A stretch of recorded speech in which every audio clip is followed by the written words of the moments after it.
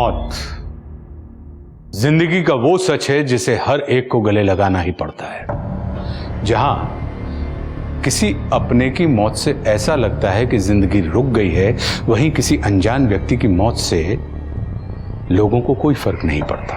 और अगर किसी की मौत से किसी को फायदा हो रहा हो तो इंसान उसे मारने से पहले एक बार भी नहीं सोचता। महाराष्ट्र के नासिक में हुई इस औरत की मौत के पीछे क्या कारण था? वो लोग कौन थे जो उस औरत को लेकर हॉस्पिटल जा रहे थे और रास्ते में उसकी मौत हो गई? या फिर दोनों ने मिलकर इस औरत का खून कर दिया? या फिर किसी और ने उस औरत को मारा था और बॉडी को ठिकाने लगाने का काम इन दोनों को सौंप दिया था? या फिर इसके पीछे कोई और कारण था? संचित आ जाओ, नाश्ता तैयार है। अरे अरे छोड़िए ना, हो गया काम बहुत। छोड़िए, बैठिए। संचित कहाँ है?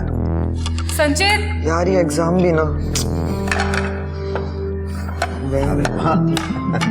द बेस्ट ऑफ लक बेटा आज के एग्जाम के लिए। तो सब कुछ अच्छे से पढ़ लिया है ना? जी पापा। Good, very good.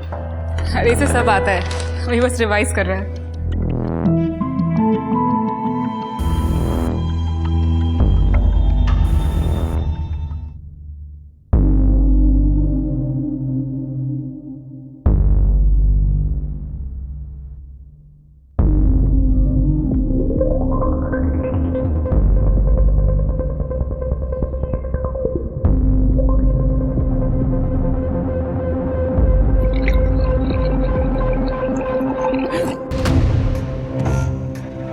क्या हुआ?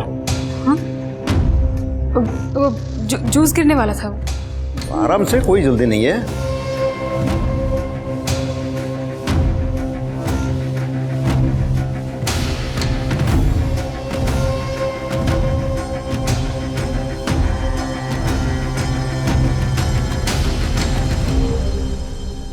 सुनिए,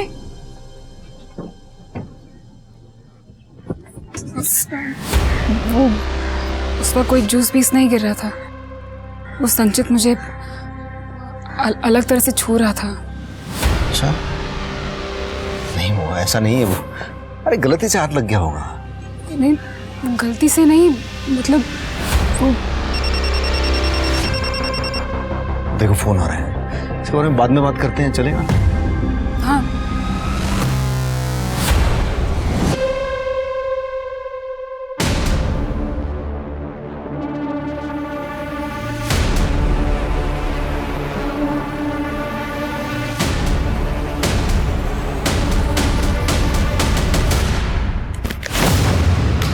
क्या ये? नहीं तेरी कुछ भी गलती नहीं तो रिपोर्ट निगेटिव कैसे आ गए? बच्चा पैदा करने के लिए 2 लोग लगते हैं। हो सकता है मुझ में कोई कमी ही ना हो। क्या है मतलब तेरा? मतलब तुम भी जानते हो, बस मानना नहीं चाहते। एक बार जाके चेकअप करवा लो, प्रॉब्लम तुम में भी हो सकती है ना। हाथ मत उठाना, समझे ना? मैं डरने वालों में से नहीं हूँ। अपनी पहली बीवी को तो घर से बाहर फेंक दिया क्योंकि वो बच्चा ना दे पाई। अब मुझे फेंकने की बात करते हो। उसके बाद तीसरी बीवी लाओगे, अगर वो भी बच्चा ना दे पाई तो क्या करोगे? हाँ, मुझ में कुछ भी प्रॉब्लम नहीं, मेरा दिमाग मत चाट, पहले बोल रहा हूँ तुझे। इतने यकीन के साथ कैसे कह रहे हो? चलो चेकअप करवाते हैं। चलो ना, चलते क्यों नहीं? चलो। मेरे पीछे पड़े रहते हैं, खुद का पता पता नहीं है।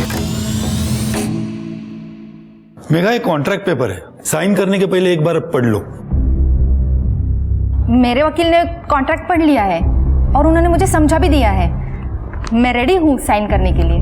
देखो मेघा, किसी भी कुंवारी लड़की के लिए ये करना बहुत बड़ी बात है। सोना के बाद कुछ कॉम्प्लिकेशंस की वजह से मुझे मेरा यूट्रस निकालना पड़ा, इसीलिए हमें तुम्हारी जरूरत है।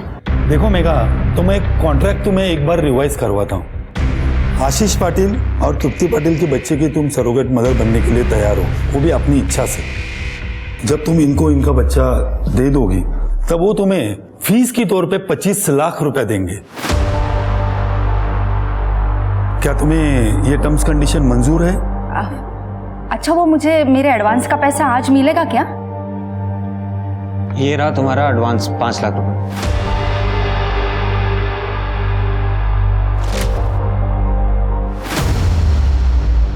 5 लाख? आई पैसे का इंतजाम हो चुका है, तू बस हिम्मत मत हारना। बाकी मैं सब संभाल लूंगी। 4 स्टेज कैंसर के इलाज के लिए बहुत पैसे लगते हैं, पर इन पैसों से हम ट्रीटमेंट शुरू तो कर सकते हैं। और जैसे जैसे पैसे आते जाएंगे मैं किश्तें भरती जाऊंगी। खुश रहो बेटी, तुम अपनी कोख में एक जिंदगी पालने के लिए तैयार हो गई, मेरी जिंदगी बचाने के लिए।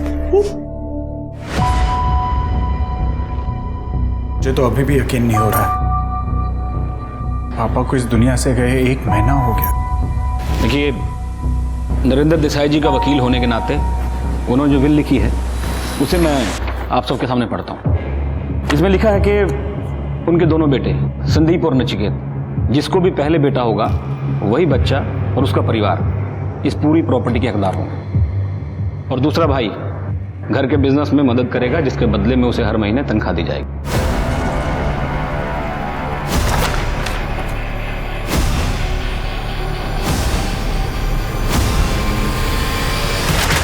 क्या मजाक है?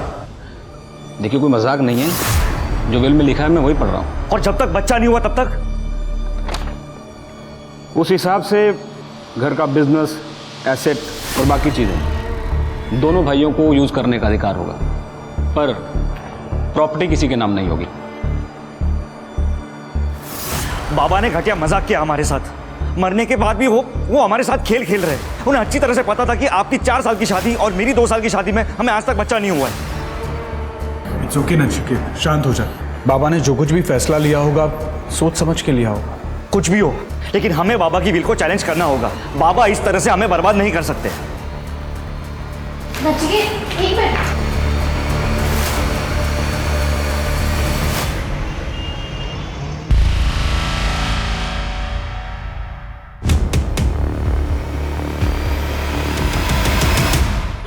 अरे डर क्यों रहे हो?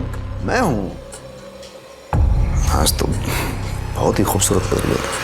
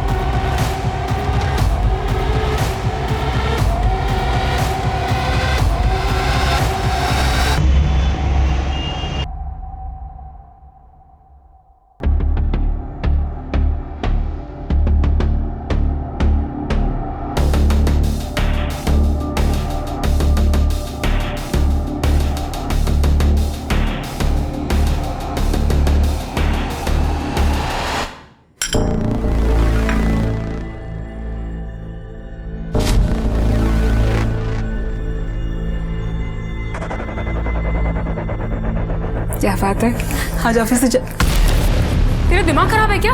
फिर से मुझे छुआ ना, बाबा को बोल दूंगी तेरे।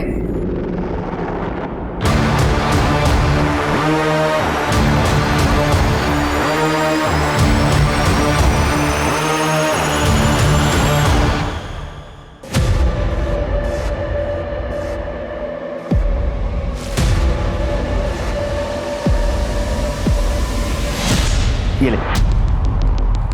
ये क्या है? बाबा जी का दिया हुआ प्रसाद है बेटा होने के लिए। तो ज्यादा सवाल मत पूछ, ये ले पी। क्या?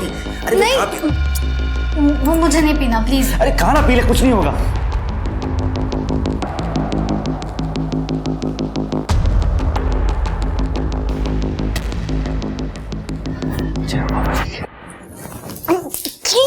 ये बहुत गंदा, मुझे नहीं पीना प्लीज। तूने बाबा जी के प्रसाद को थूक दिया, तुझे समझ में नहीं आ रहा?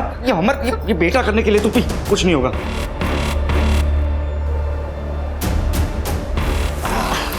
अब देखना बेटा ही होगा।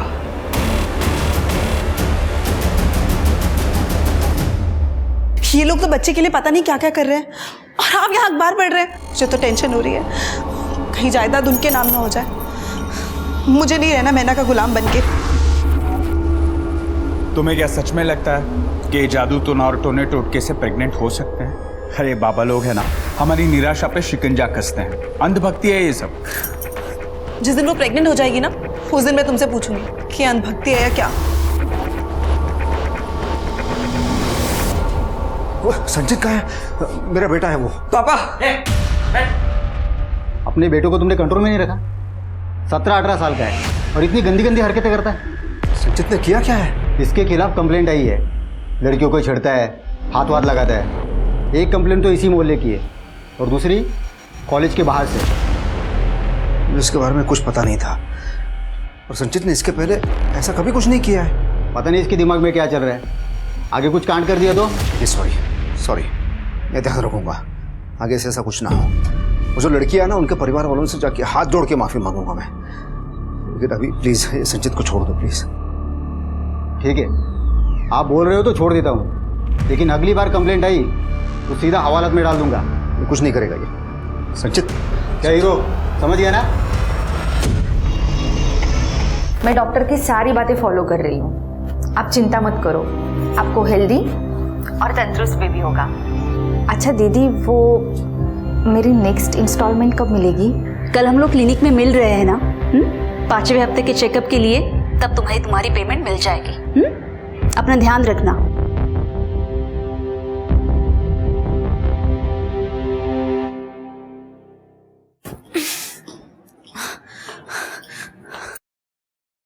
तू क्या कर रही है तू?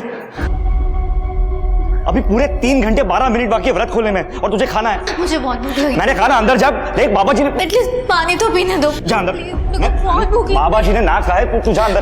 Please please. बाबा जी माफ करना उसे।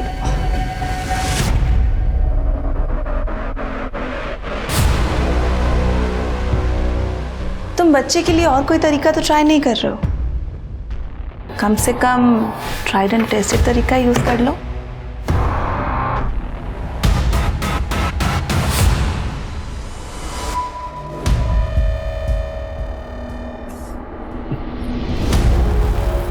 अब ये सब बंद करना पड़ेगा। क्या मतलब?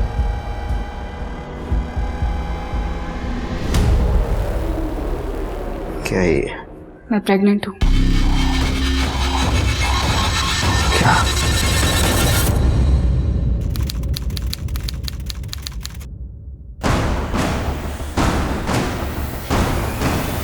सर आज सुबह एक जंगल में बॉडी मिली।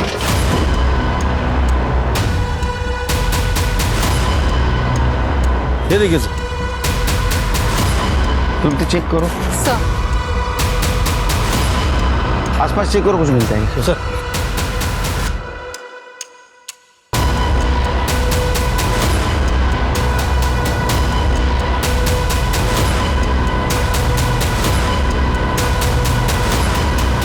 सर पूरा एरिया चेक कर लिया, पर्स फोन या आईडी कुछ भी नहीं मिला है।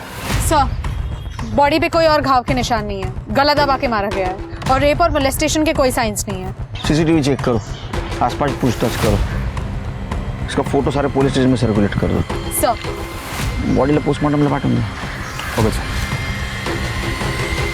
बॉडी की पहचान हो गई है सर, मेघा सुतार नाम है। नागा पुलिस स्टेशन में मेघा की मां ने उसकी मिसिंग कंप्लेंट दर्ज करवाई थी। ठीक है, उसकी माँ को बुला बॉडी की पहचान के लिए। Okay sir. मेघा, मेघा, मेघा।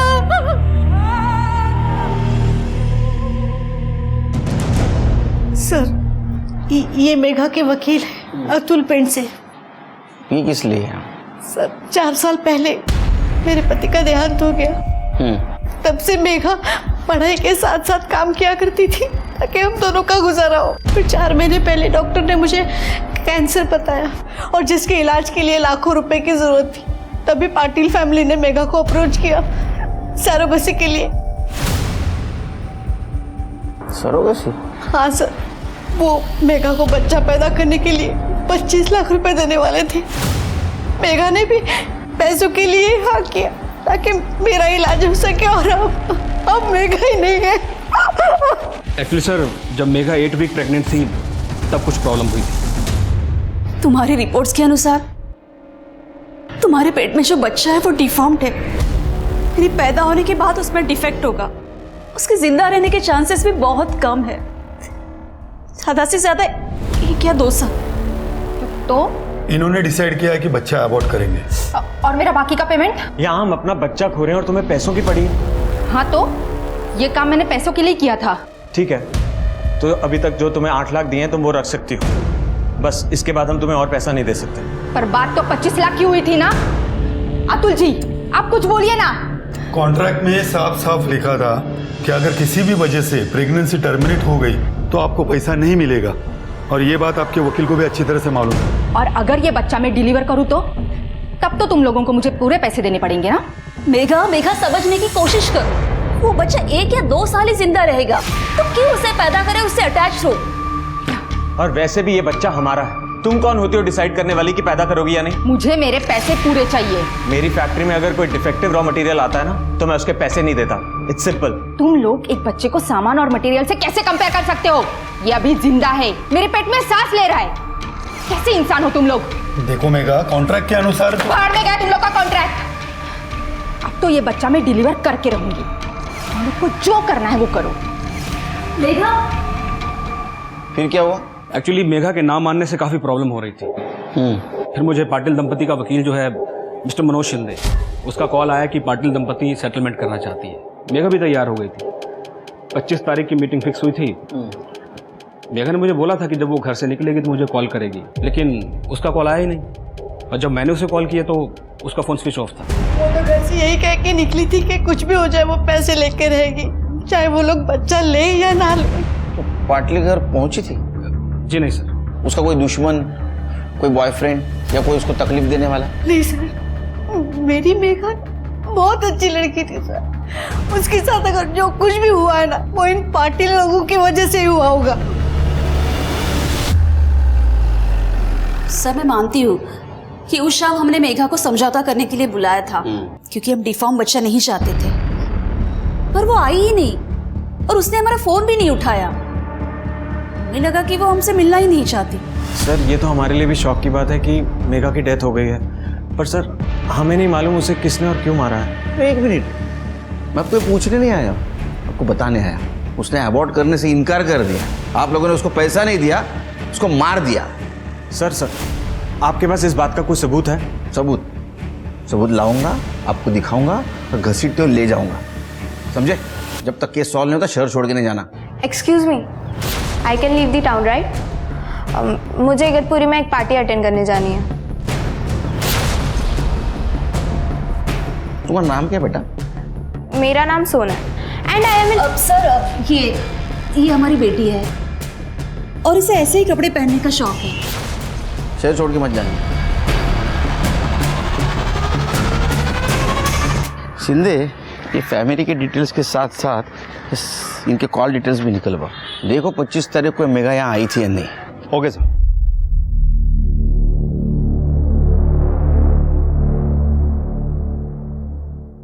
मेरा अपॉइंटमेंट है।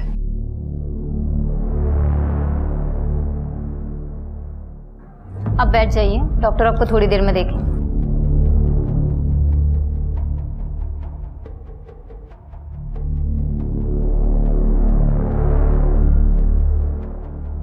सब ठीक है?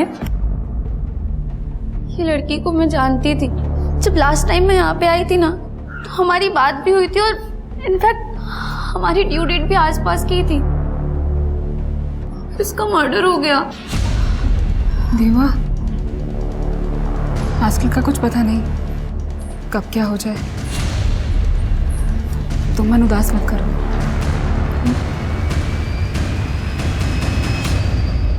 सर, जहां पर मेघा की बॉडी मिली थी उसके पास वाली रोड का सीसीटीवी फुटेज मिला है।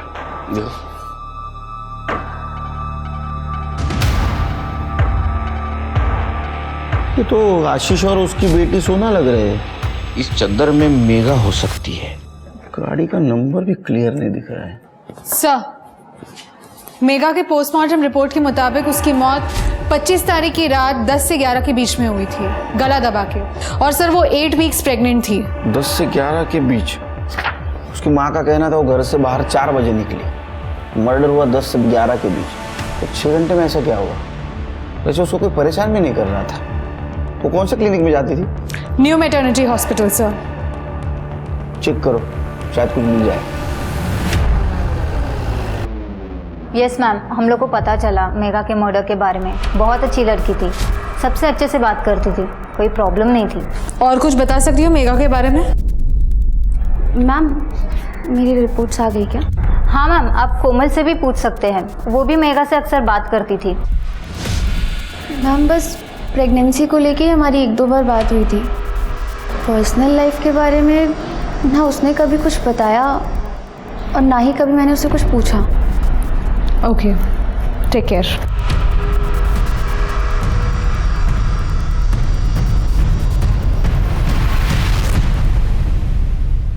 पुलिस क्यों आई थी?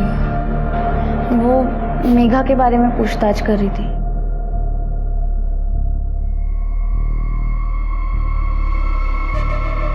सब ठीक है? मेरा मतलब है तुम माँ बनने के लिए बहुत छोटी हो। वो असल में गल्फ से मेरे लिए एक रिश्ता आया था, अच्छा लगा तो हाँ कर दिया मैंने। फिर उसके बाद शादी करके मैं नासिक आ गई और मेरे हस्बैंड जॉब पे वापस चले गए। फिर मुझे पता चला कि मैं प्रेग्नेंट हूँ। तो घर पे कोई है तुम्हारा ध्यान रखने के लिए? नहीं, मैं अकेली ही हूँ, पर 8वें महीने पर मेरे पति वापस आएंगे डिलीवरी के लिए। तुम्हें कभी किसी भी चीज़ की ज़रूरत पड़े ना, मुझे फ़ोन करना। अपना नंबर दो। ये आपका दूसरा बच्चा है? तीसरा? पहला।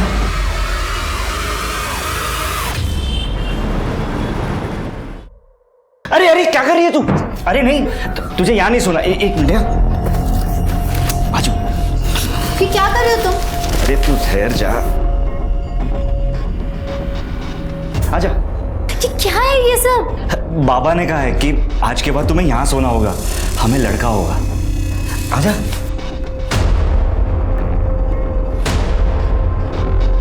Good night. सर मेघा का बैकग्राउंड क्लियर है, जैसा कि उसकी माँ ने कहा था। उसका किसी के साथ कोई प्रॉब्लम नहीं है और वो क्लिनिक में भी सबके साथ अच्छी थी। सर 25 तारीख की रात की आशीष और सोना की मोबाइल के लोकेशन के हिसाब से रात 11 बजे दोनों ने सेम रूट फॉलो किया था जहां हमें मेघा की डेड बॉडी मिली। वहां से 1 किलोमीटर दूरी पे दोनों के फ़ोन आउट ऑफ नेटवर्क हो गए और सर उसके बाद रात 2 बजे दोनों के फ़ोन नेटवर्क में आ गए। घर जाते टाइम दोनों ने वही रूट क्रॉस किया था। ऐसा तो नहीं कि बाप और बेटी मिलकर मेघा की बॉडी डंप कर रहे थे? बहुत होशियार हो तुम लोग।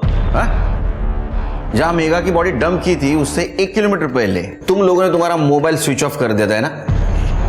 हाँ, नहीं बताओगे? मत बताओ, हमारे पास तरीका है। शिंदे, स्मिता, क्या है ना? सर मैं बताता हूँ। वो सोना को पब जाना और दोस्तों के साथ पार्टी करने का शौक है। वो क्या आजकल के यंगस्टर को शौक नहीं, ये तो रोग लगा है। लेट मी स्पीक पापा। प्लीज। सर मैं लेस्बियन हूँ और पब में दूसरी लेस्बियन लड़कियों से मिलने जाती हूँ। वैसे भी वहाँ गेस और लेस्बियन के लिए अलग से एरिया बना रखा है। और सर ये पब काफ़ी दूर है तो मैं सोना के साथ जाता हूँ। वहाँ बार पे बैठ के मैं 1-2 ड्रिंक ले लेता हूँ और जब सोना फ्री होती है तो उसके साथ घर आ जाता हूँ। तो पब अगर बहुत दूर है तो बाइक पे क्यों जाते हो? क्योंकि मुझे बाइक पसंद है। इनफैक्ट जब मैं अकेली भी होती हूँ तो बाइक लेके जाती हूँ। गुड, चलो मान लिया तुम्हें बाइक पसंद है। वो पब में फोन स्विच ऑफ क्यों किया था? सर वो आजकल पब में जैमर्स लगे होते हैं ना, मैं आपको पब की पूरी डिटेल्स देता हूँ, पर हमारा मेघा के मर्डर से कोई लेना देना नहीं है सर। तुम्हें क्या लगा हमारे दिमाग को जामर लगा है? हाँ? जब तक केस सॉल्व नहीं होता शहर छोड़ के नहीं जाना। डिटेल क्या है इनसे? क्या नाम है पब का? सिंधिक पता करो ये आशीष की कहानी सच है या झूठ। अगर सच है तो फिर मेघा को किसने मारा? ठीक है सर। हाँ तृप्ति, क्या? ठीक है हम आते हैं। सर सिन्नर हाईवे पर एक औरत की लाश मिली है। आप लोग सब पीछे हटिए। चला पीछे इधर हो जाए। अरे इधर देख, चल। ये क्या है रे? मेरे साथ नहीं गई थी? हाँ? चल लिखा। सर उम्र 25 से 30 साल के बीच में होगी। गला दबाकर मारा गया है सर। कर दे, कैसा पड़ लगा? सर कोई क्लू या आईडी नहीं मिला। बॉडी को पोस्टमार्टम के लिए भेज दो। सीसीटीवी फुटेज कलेक्ट कर। जब और एक काम करना, इसका फोटो सारे पुलिस स्टेशन में सर्कुलेट कर दे। सर।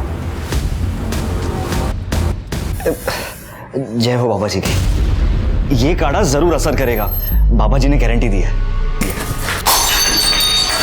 बाहर में जाए तुम्हारा काढ़ा, बाहर में जाए तुम्हारे बाबा जी। पिछले 2 महीनों से प्रेग्नेंट होने के नाम पे तुमने मुझे टॉर्चर करके रखा है। अच्छा कि तुम डॉक्टर के पास क्यों नहीं जा सकते? 2 साल से हम डॉक्टर के पास जा रहे हैं, कुछ हुआ? तुम चुप रहो। क्या हुआ नचिकेत, तुम लोग लड़ क्यों रहे हो?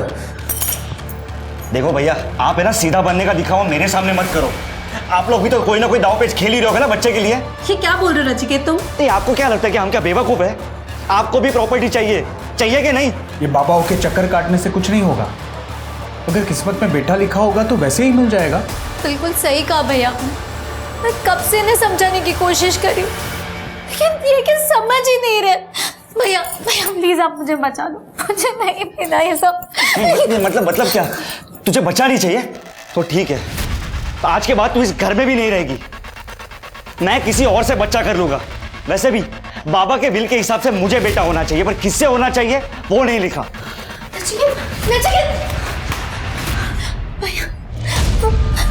मुझे छोड़ तो नहीं देंगे ना? वो गुस्से में इसलिए वो बोल गया है, ऐसा वो कुछ नहीं करेगा। सर, ये फोटो में जो औरत है ये सुगंधा है। आप बैठिए। ये सुगंधा आपकी वाइफ है? नहीं सर, ये मेरी मेड थी। सर 6 साल पहले मेरी पत्नी का देहांत हुआ था और उसके 1 साल बाद उसने हमारे यहाँ काम करना शुरू किया था। तब से वो हमारे साथ ही रहती थी सर। ये कब से गायब है? सर 31 की शाम को वो ये कह के निकली थी कि उसे कुछ काम है और वो जल्दी वापस आ जाएगी, लेकिन वो वापस आई नहीं। मैंने उसे फ़ोन किया तो उसका फ़ोन स्विच ऑफ आ रहा था। मैंने कल भी उसे फ़ोन करने की कोशिश की, लेकिन सर कॉल कनेक्ट नहीं हो पाया। आज सुबह मैंने पेपर में फ़ोटो देखी सर। इतने दिन हो गए गायब हो गए, आज आप आ रहे हैं? सर ये थोड़ा सा कॉम्प्लिकेटेड है सर। सर जब वो बाहर निकली थी तो वो रमाकांत से भी मिलने गई थी। ये रमाकांत कौन है? रमाकांत भोयर उसका पति था सर। था मतलब? सर 6 साल पहले वो बच्चा न होने की वजह से उसने उसे घर के बाहर कर दिया था और 5 साल से सुगंधा हमारे यहाँ काम करने लगी थी। और तब मेरा बेटा संचित 13 साल का था। सर एक माँ की तरह वो उसकी देखभाल कर रही थी सर। तृप्ति, इनका एड्रेस और डिटेल्स ले लो। सर चलिए। सुगंधा मर गई? साहब कैसे, कब? नाटक मत कर। उसको गला दबा के मारा है किसी ने। शक है तूने मारा है? अरे नहीं साहब, मैं क्यों मारूंगा? ये सब बकवास है साहब, माँ कसम मुझे पता ही नहीं। तब तक क्यों न करे, मरने से पहले यहाँ आई थी वो। अरे साहब यहाँ क्यों आएंगी? सर वो यहाँ मुझसे मिलने आ रही थी। मेरी उससे फ़ोन पे बात हुई थी। तो मुझे क्यों फ़ोन कर रही हो? क्योंकि मुझे पता है रमाकांत तुम्हें मारता है, जैसे मुझे मारता था। क्योंकि तुम उसे बच्चा नहीं दे पा रही हो और दे भी नहीं पाओगी। पर क्यों? क्योंकि कमी रमाकांत में है, हम में नहीं। मेरे पास रमाकांत की मेडिकल रिपोर्ट है जो उसने कभी किसी को नहीं दिखाई। क्या मैं वो रिपोर्ट देख सकती हूँ? ठीक है, मैं 1-2 दिन में आती हूँ। सच है ये? साहब ये सब सच है, लेकिन मैं यकीन करना नहीं चाहता है कि ये मेरे अंदर खोट है और मैं सुगंधा के ऊपर इल्ज़ाम लगाता रहा। और उसके बाद तो मुझ पे इल्ज़ाम लगाने लगा। सुगंधा ने कभी कन्फ्रंट करने की कोशिश क्यों नहीं की? डिवोर्स क्यों नहीं लिया? सुगंधा ने मुझे बताया था वो परेशान हो चुकी थी और वो इनसे अलग होना चाहती थी। वो तुम्हें रिपोर्ट दिखाने आई थी? नहीं सर, वो आने वाली थी पर आई नहीं। मैं उसका इंतज़ार करती रही और मैंने उसे कॉल भी किया, उसका फ़ोन स्विच ऑफ आ रहा था। ठीक है, चल घूम।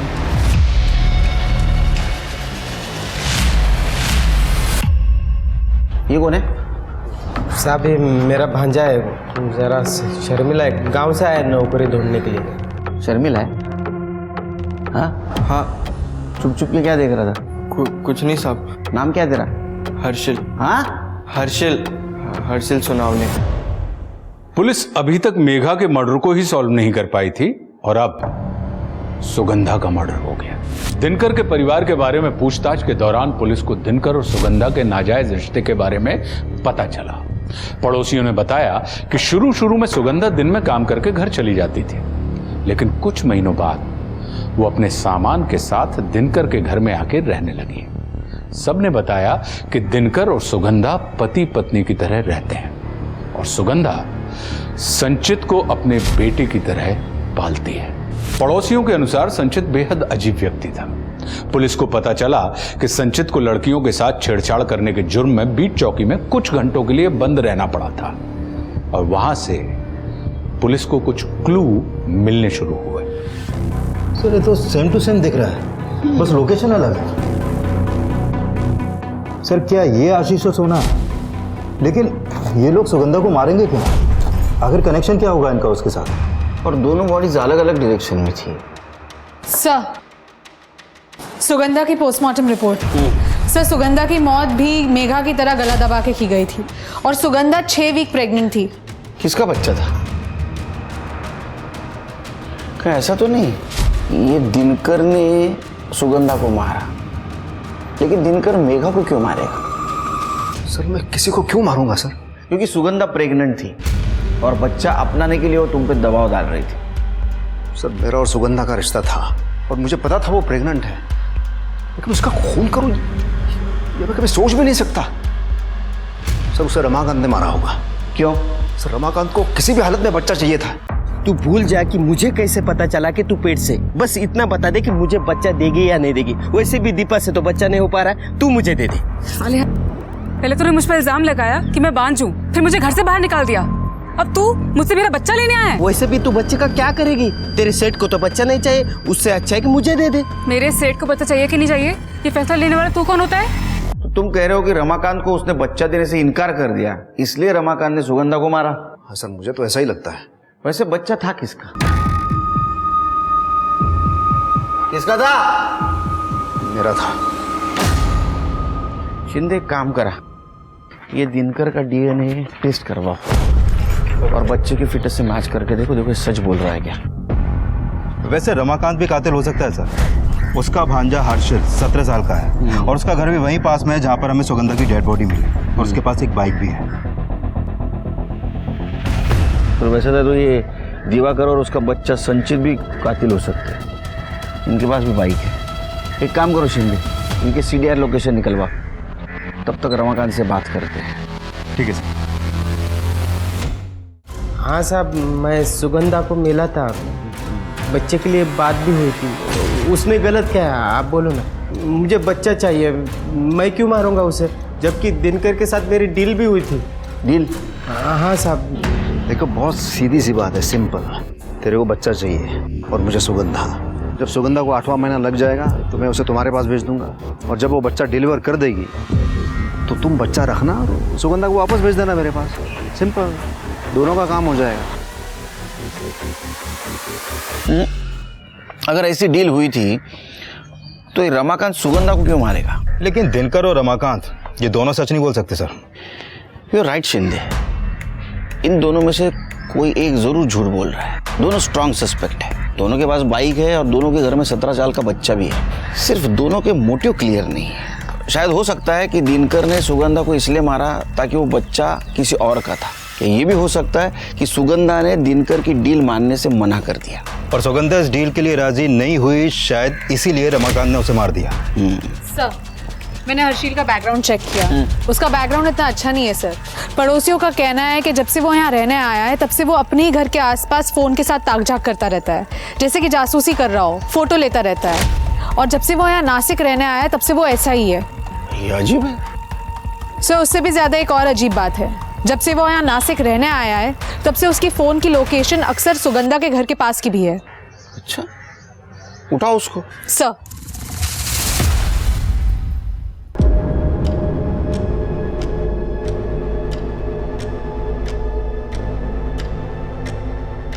हर तो अम्बट शौकीन है तू। उम्र क्या है तेरी? क्यों करते थे सब? सर मुझे दीपा पसंद है, मुझसे सिर्फ 1.5-2 साल ही तो बड़ी है, तो बस अपने मजे के लिए कभी कभी फोटो और वीडियो निकाल लेता था और कुछ नहीं साहब। वो तेरी पहली वाली मामी सुगंधा हुई पसंद होगी ना? नहीं साहब, मामी पसंद तो थी, लेकिन इस तरह नहीं। यकीन कैसे करो तेरे ऊपर? हो सकता है तूने उसके ऐसे छुप छुप के वीडियो निकाले होंगे, तेरे को उसने रेड हैंड पकड़ लिया, तेरे को डर लगा तेरा भांडा फूट जाएगा, तूने उसको मार दिया। नहीं सर, ऐसा नहीं है। मैं सुगंधा मामी से मिलने ज़रूर जाता था, क्योंकि वो मुझे पैसे देती थी, कभी 100 कभी 150। मेरा बस खर्चा निकल जाता था साहब, और कुछ नहीं। हर्षिल, ये 100 रुपये रख और जल्दी वापस आना, ठीक है? हाँ मामी, ज़रूर आऊँगा। तू उसके घर जाता था, तेरे मामा को पता था, मामा ने तेरा इस्तेमाल किया और उसको मार दिया। भाई शपथ साहब, ऐसा कुछ नहीं है, मैंने कुछ नहीं किया। जब तक केस खत्म नहीं होता इसको चाइल्ड केयर सेंटर में रखो। सर चलो। सर, डीएनए रिपोर्ट आ गई है, सिर्फ 50% डीएनए मैच हुआ है। 50%? इसका मतलब ये बच्चा दिनकर के बेटे संचित का है। सर, दिनकर के फोन लोकेशन के अकॉर्डिंग जिस दिन सुगंधा दीपा से मिलने गई थी, उस दिन दिनकर सुगंधा को फॉलो कर रहा था, और बाद में जहां हमें सुगंधा की बॉडी मिली थी, वहां पे भी एक पर्टिकुलर पॉइंट तक उसे फॉलो किया गया था। एक काम करो, दिनकर और संचित दोनों को लेके आओ। हाँ सर, बच्चा संचित का ही था। कैसे लोग रहे तुम? हाँ, फिर वो शर्म नहीं आती? बाप बेटे मिलकर एक लड़की के साथ खिलवाड़ कर रहे थे। तू तो उम्र से बड़ा है ना, वो छोटा है। इसकी उम्र तू तो वह करे, हाँ दाढ़ी करता है तेरा? सर, मैं सुगंधा से सच्चा प्यार करता था, लेकिन पिछले कुछ दिनों से संचित की हरकतों की वजह से कॉलोनी में लोग बातें बनाने लगे थे। संचित कभी भी किसी को भी छेड़ता था, और सर लोकल कांस्टेबल ने भी मुझे वार्निंग दी थी, लेकिन मेरी समझ में नहीं आ रहा था सर मैं कैसे कंट्रोल करूं। बुलाया आपने? हाँ, जाओ जाओ जाओ। अच्छा, ये तुम्हारा बेड है और तुम यही सोओगी संचित के साथ।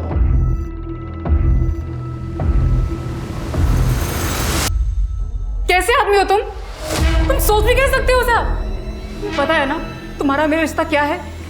बेटे की तरह देखती हूँ उसको मैं। चुप, ये सिर्फ मेरा बेटा है और किसी का नहीं। तू बात को समझ लेना। देखना, मैं काम पे जाता हूँ, तू बिजी रहती है। अगर इसने किसी का रेप कर दिया तो देख, इसकी उत्तेजनाओं को शांत करना ही होगा। इससे पहले ये कोई कांड करे और पुलिस उसे पकड़े तो मैं इसके साथ सोना ही होगा। देख, हाथ एक बाप तेरे सामने हाथ जोड़ रहा है, यही तरीका है। कभी नहीं। सुनना, देख, अरे मैं तेरे को पैसा दूंगा, मैं हर बार तू इसे शांत करेगी ना, मैं जितना देता ना उससे दुगने पैसे दूंगा मैं। नहीं चाहिए तुम्हारे गंदे पैसे। ठीक है, तेरे को जाना है, जा किसी और औरत को ढूंढ लेता हूँ, हाँ, जो मेरे लिए ये काम करते हैं, और उसके बाद तेरे को ना एक घर से बाहर धक्का मार के फेंक दूंगा मैं। तुम मुझे घर से बाहर निकाल दोगे? हाँ, जरूरत पड़ी तो वो भी करूंगा। अपने बेटे के लिए कुछ भी करने के लिए तैयार हूं मैं। इधर देख। हाँ या ना?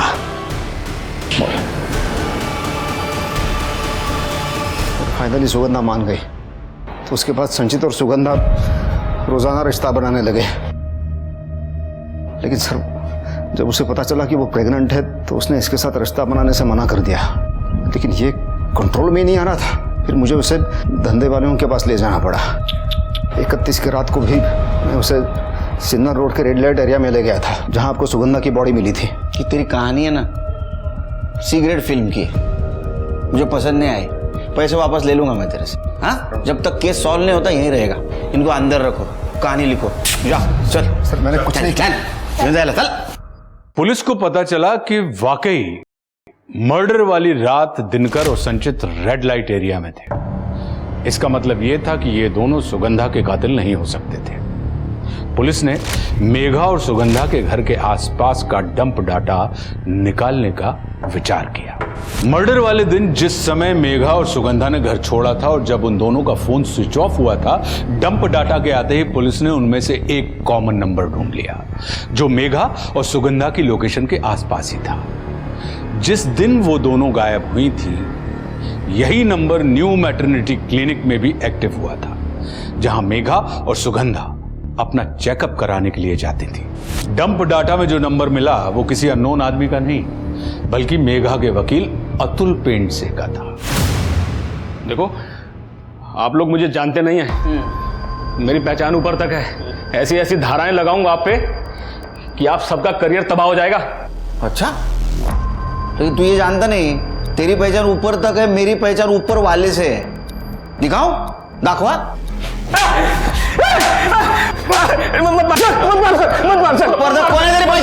सर बताता हूँ सर मैंने मेघा और सुगंधा का किडनैप किया है सर। मेघा मेरी क्लाइंट थी और मुझे पता था कि वो प्रेग्नेंट है, और सुगंधा की प्रेगनेंसी के बारे में मुझे हॉस्पिटल से पता चला था सर। आपका ये दूसरा बच्चा है, तीसरा? पहला। मुझे तो बस ये कहा गया था कि 6 से 10 हफ्ते की प्रेग्नेंट औरतें चाहिए। मुझे पता था कि मेघा का पाटिल दंपति के साथ कोई पंगा चल रहा है, इसलिए जब वो उस दिन मीटिंग के लिए जा रही थी तो मैंने रास्ते में से ऑटो। अरे मेघा, हाँ मैं इधर से निकल रहा था, सोचा तुम्हें भी साथ ले चलता हूँ। आइए, आ जाओ अंदर, आ जाओ, कम ठीक है। वो जरा शीशा थोड़ा देर कर। सर मैंने सुगंधा के साथ भी ऐसा ही किया। जब वो सुनसान सड़क से जा रही थी तो उसे किडनैप करके उसे भी डिलीवर कर दिया सर। किसको? मैं देसाई परिवार का भी वकील हूँ। दोनों भाइयों में बेटा पैदा करने की होड़ लगी हुई थी ताकि वो लोग प्रॉपर्टी को हासिल कर सके। वो उनमें से एक भाई है सर जो किसी तांत्रिक बाबा को मानता है। वो तांत्रिक बाबा ने उनको बोला था कि अगर 3 प्रेग्नेंट औरतों की बलि चढ़ाएंगे तो बेटा होगा पक्का सर। मेगा के बाद मैंने बाकी 2 डिलीवरीज के लिए न्यू मैटरनिटी हॉस्पिटल का सहारा लिया। तूने बोला 3 औरत, तीसरी औरत कौन? सर जब आप लोगों ने मुझे उठाया उससे बस थोड़ी देर पहले ही मैंने तीसरी डिलीवरी किया सर। किसको? सर वो सर बता रहा हूँ सर। इधर जो जंगल है ना,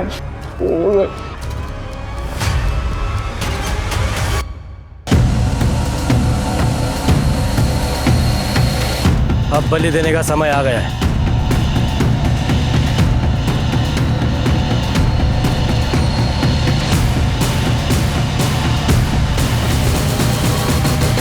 रुक जाओ! पकड़ स्मिता, एम्बुलेंस से बोलो। चल। अरे मुझे किसी ने हाथ लगाया तो श्राप दे दूंगा। श्राप दे। त्याचा टक्कल करा आणि गाडवावरनं धिंडा काढायची। तेरा खेल खत्म। अतुल ने हमें सब कुछ बता दिया। इसके सारे सब धंधा करता था ना तू? हाँ, इस बाइक पे बॉडीज को लेके जाता था ना तू? एक बात बता, अलग अलग डायरेक्शन में क्यों बॉडी फेंकता था तू? सर बाबा ने कहा था। किसने कहा था ना तेरे को? वो सुगंधा की डेड बॉडी गलती से वहां गिर गई थी।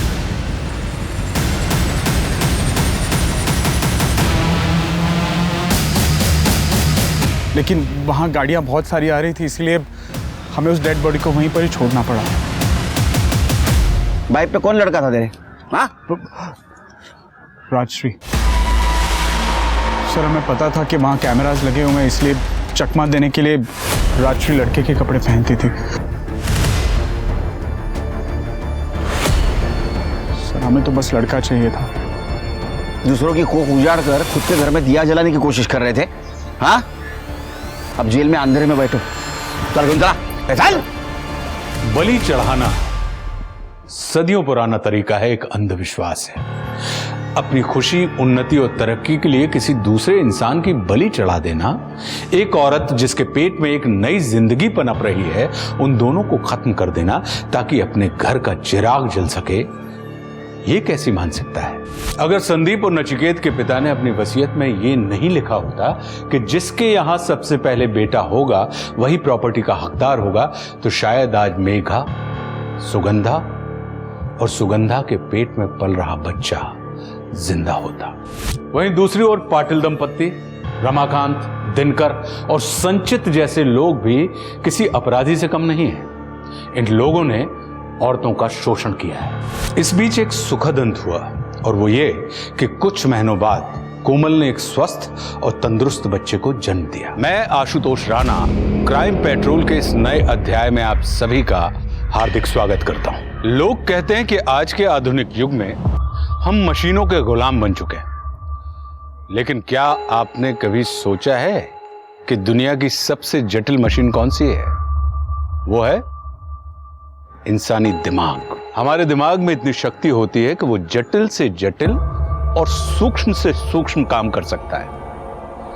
आज हमें धरती के गर्भ से लेकर अंतरिक्ष की ऊंचाइयों तक सब पता है, और ये सब संभव हुआ हमारे इंसानी दिमाग की शक्ति के कारण। लेकिन जहां एक तरफ कुछ महान सकारात्मक लोगों का दिमाग हमारी दुनिया को खूबसूरत बना रहा है, वहीं दूसरी तरफ कुछ ऐसे कुंठाग्रस्त लोग भी हैं जो इसे नरक से भी बदतर बनाने पर तुले हुए हैं। हमारे समाज में अपराध और अपराधियों की संख्या में दिन दूनी रात चौगनी बढ़ोतरी होना इस बात का सबूत है।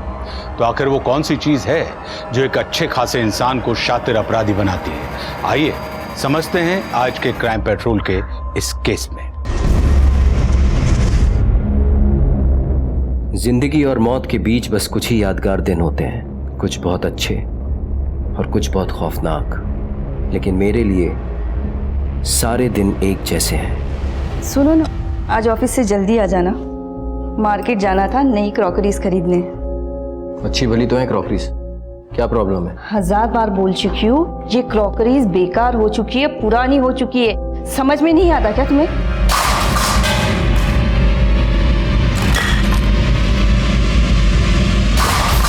कोई भी चीज पुरानी हो जाती है इसका मतलब ये नहीं कि वो बेकार है।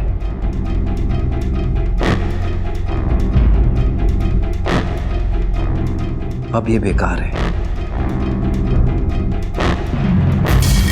ये जो ड्रामा करना है ना तुम्हें, कहीं और जाके करना। पुराने और बेकार तो तुम भी हो चुके हो। क्या तुम्हें भी ग्लास और प्लेट्स की तरह फेंक दूं मैं? मेरी किस्मत ही खराब है।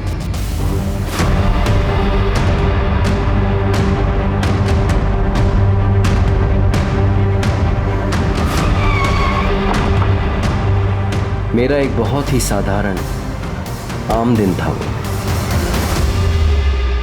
सर आजकल है ना, कोई भी विंडो शॉपिंग में जाके अपने जूते नहीं घिसता, जस्ट अ क्लिक और घर बैठे शॉपिंग हो जाती है। सर ऑनलाइन मार्केटिंग में ही सबसे ज्यादा प्रॉफिट है। हमसे बेहतर लेदर आपको मार्केट में कहीं और नहीं मिलेगा। और सर हमारे ये जो इंडियन ट्रेडिशनल डिजाइन है ना, इसकी इंटरनेशनल मार्केट में बहुत सारी डिमांड है। और सर ये बिजनेस प्रपोजल मेरी बेटी ने बनाई है, देखिए सर एक बार। मेरी बेटी बहुत ही होनहार, मेहनती और इंटेलिजेंट है, बस थोड़ा फाइनेंस चाहिए आपसे।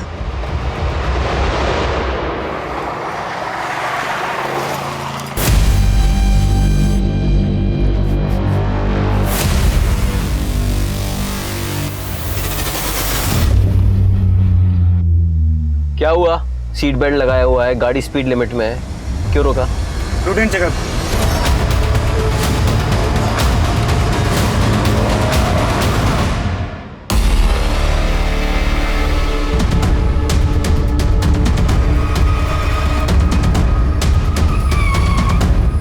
सर कंट्रोल रूम में एक आदमी का फोन आया, उसी ने इन्फॉर्म किया।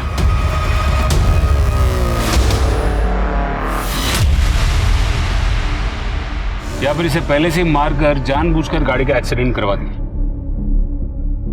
गाड़ी महंगी लगती है सर, गाड़ी और कपड़ों से तो ये पैसे वाला लगता है। इसकी फोटो खींचकर आसपास के पुलिस स्टेशन में सर्कुलेट करो। जी सर। और ये गाड़ी के नंबर से ये पता करने की कोशिश करो ये गाड़ी किसके नंबर रजिस्टर्ड है। सर यहाँ देखिए,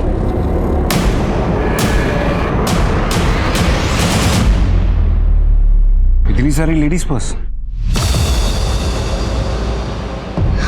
सर मेरे पति ने किसी का क्या बिगाड़ा था? कोई क्यों मारेगा उन्हें? शिवानी जी, आपने अपने पति की 4 दिन पहले मिसिंग कंप्लेंट दर्ज की थी। जी, वो ऑफिस का कह के गए थे लेकिन वापस घर आए ही नहीं। मैंने अगले दिन ही वाशी पुलिस स्टेशन में कंप्लेंट लिखवाई।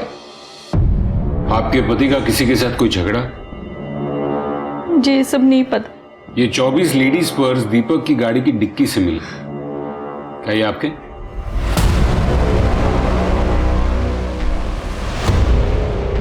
नहीं, ये पर्स मेरे नहीं है। एक बात बताइए, वो हमेशा ही अपनी गाड़ी ड्राइव करते थे या फिर कोई ड्राइवर रखा था? जी, हमारे एक ड्राइवर है प्रमोद, लेकिन पिछले 1 महीने से वो काम पे नहीं आ रहा है क्योंकि वो बीमार है। ठीक है, आप लोग जा सकते हैं।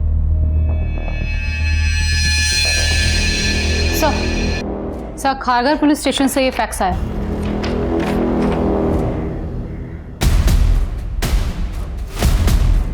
ये तो दीपक का स्केच है, बस खाली मूंछों का फर्क है। आखिर ये चक्कर क्या है? कोई ना कोई राज हर किसी की जिंदगी से जुड़ा होता है। लेकिन वो राज जो किसी की मौत से जुड़े होते हैं उन्हें सुलझा पाना आसान नहीं होता। एक पुलिस स्टेशन में पुलिस दीपक के कातिल की तलाश कर रही थी, तो वहीं दूसरे पुलिस स्टेशन की पुलिस दीपक को तलाश कर रही थी, और जो इल्जाम दीपक पर लगे थे उन पर यकीन कर पाना बहुत मुश्किल था। अभी तो सिर्फ शुरुआत थी, अभी तो ये पता ही नहीं था कि और कौन कौन से राज सामने आने बाकी हैं। क्या दीदी अभी तक नाश्ता रेडी नहीं किया? कब से भूख लग रही है मुझे, जल्दी देना। अभी नाश्ता बनने में टाइम है, अभी यही खा ले। और ये क्या है? हाँ, कितनी बार बोला ये बाल छोटे करा ले, जाके कोई अच्छी सी हेयर कटिंग करा ले, वरना कोई लड़की शादी नहीं करेगी तुझसे। दीदी तुझे कुछ पता है नहीं, ओल्ड फैशन हो गई है आजकल ना, लड़कियों को ऐसे ये बड़े बाल ही पसंद है। मान लूंगी, जिस दिन अपनी नजर से देख लूंगी ना उस दिन मानूंगी। लेकिन हाँ दीदी दिखा दूंगा, पहले तेरे पति का बिजनेस तो देख लूं, समझ लूं, उसके बाद इससे भी मिलवा दूंगा। अच्छा सुन, तेरे जीजा जी को ना सर पे ताता तैया करने की आदत है, तुझे बिल्कुल भी उनसे डरने की या दबने की जरूरत नहीं है। और तू अगर इस फैमिली बिजनेस में आया है ना तो अपनी काबिलियत की वजह से, कोई एहसान वहसान नहीं किया तेरे जीजा जी ने तुझ पे, समझा? दीदी तू और तेरा पति ना दोनों बैंग ऑपोजिट है। तू कहती है कि एहसान मत मानना, और तेरा पति है कि हर वक्त जताता रहता है कि वो मुझ पे एहसान कर रहा है। देख ले दीदी, अगर ऐसे ही चला तो मैं चला जाऊंगा, मैं नहीं रहूंगा तेरे घर में।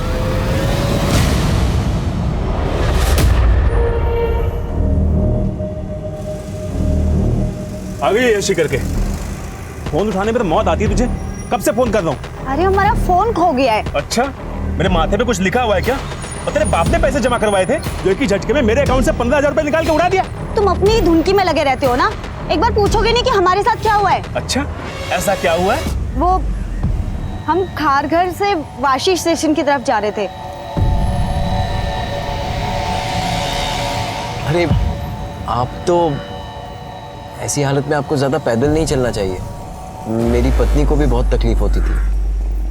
आप कहें तो मैं कहीं आपको छोड़ दूं? लेकिन हमें वाशी की ओर जाना है। अरे मैं भी वहीं जा रहा हूँ, आइए ना छोड़ देता हूँ आपको, आइए आइए प्लीज।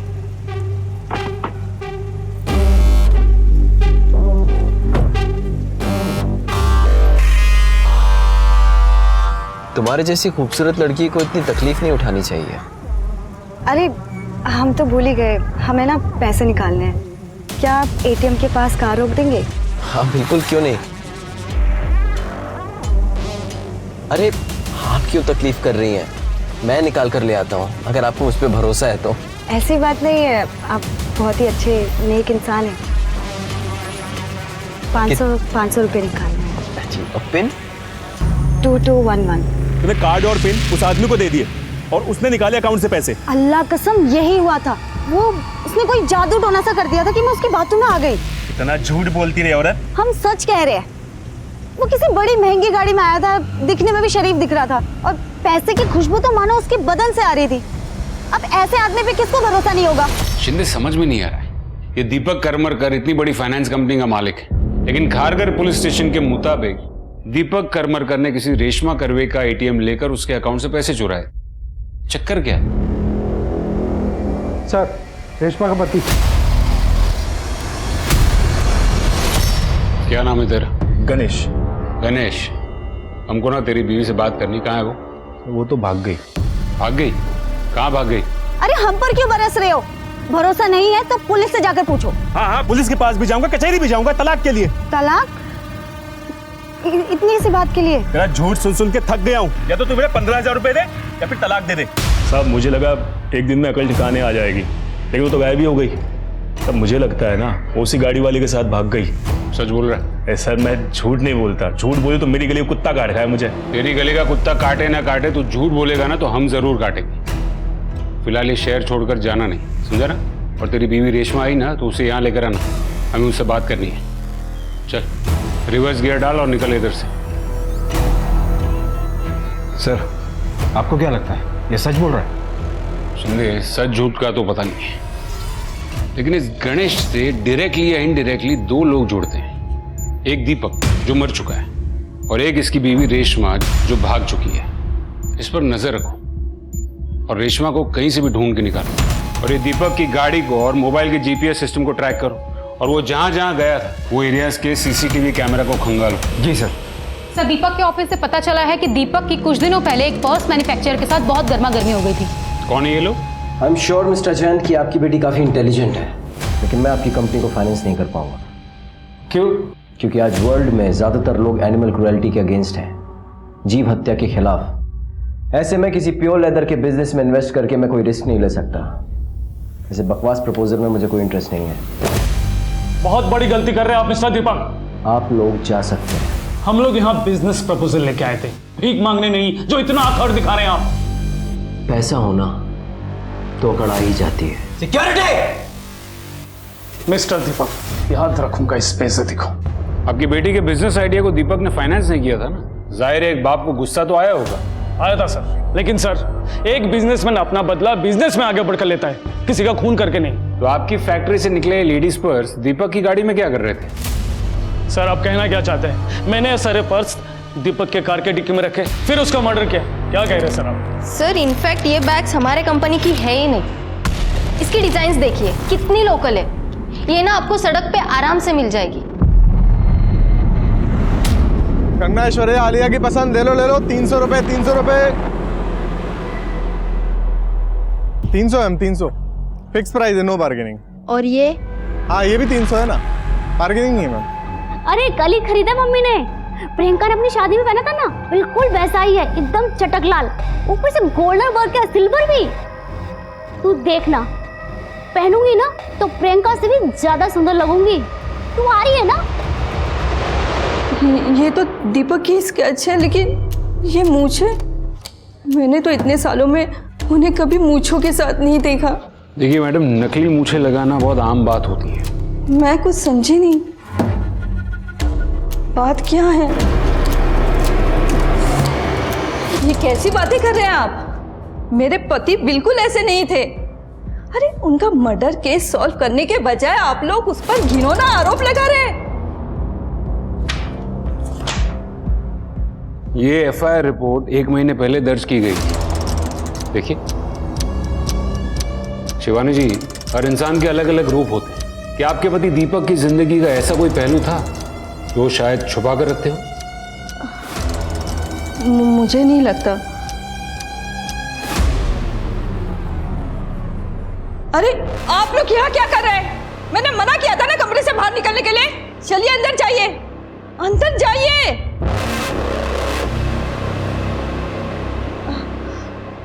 प्लीज अंदर जाइए ना। ये आपका ड्राइवर प्रमोद, ये कितने साल से काम कर रहा था? बहुत साल हो गए उसे। रोहन जब छोटा था तब से है वो। और दीपक ने उसे मेरे और रोहन के लिए ही रखा था। अपनी गाड़ी वो खुद ही ड्राइव करते थे।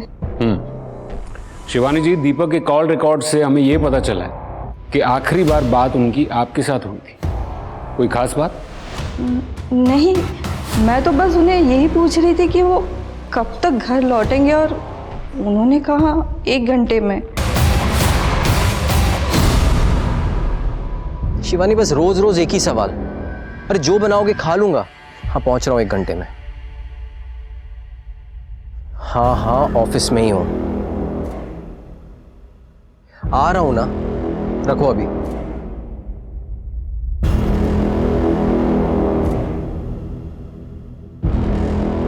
दीपक, क्यों आते हो यहाँ पर? मेरी साफ सुथरी बातें तुम्हें समझ नहीं आती? इस दुनिया में साफ सुथरी बात कोई होती ही नहीं है।